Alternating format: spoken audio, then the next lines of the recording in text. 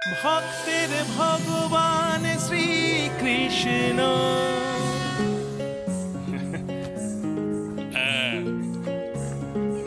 ভারী বেশে কিন্তু তোমাকে খুব মানিয়েছে কানাই। হ্যাঁ, মানে আমারই ইচ্ছা করছে তোমাকে দিয়ে একটু ভার বহন করিয়ে নিতে। দাদা, তুমি তোমার ভাইয়ের সাথে রসিকতা করছো? তোমার ভাইয়ের কোন বিপদ হলে তোমার ভালো লাগবে তো? ভারী আছো গো,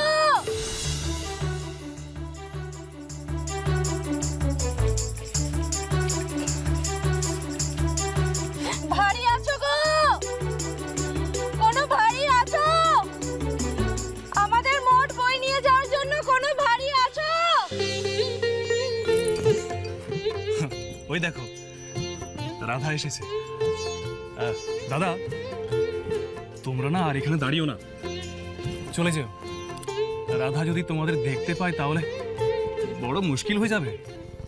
যাও, আমি বরং ভগবান বিষ্ণুর কাছে তোমার জন্য প্রার্থনা করি যাতে উনি তোমাকে রক্ষা করেন। কারণ আমি তো মানুষ চোখে দেখতে পাচ্ছি তোমার কপালে আজকে খুব খুব খুব দুঃখ আছে। দাদা, আমার কপালে কোনো দুঃখ নেই। তোমরা কিন্তু আর দেরি করো না, চলে যাও কিন্তু। হ্যাঁ, আমি যাই।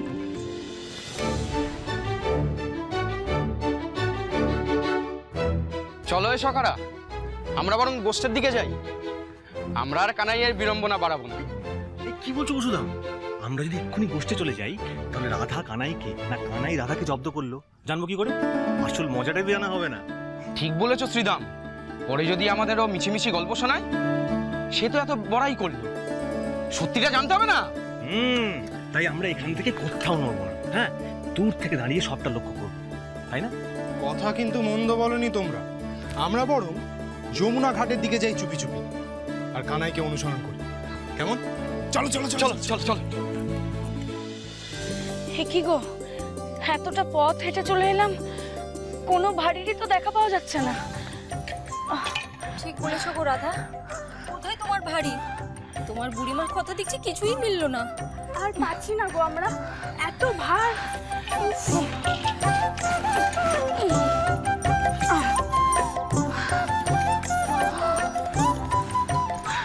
সত্যি এ তো বড় বিপদ হলো।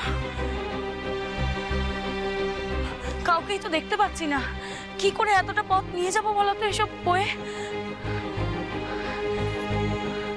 ভারী চাই গো, ভারী। ভার বহন করাবে কেউ?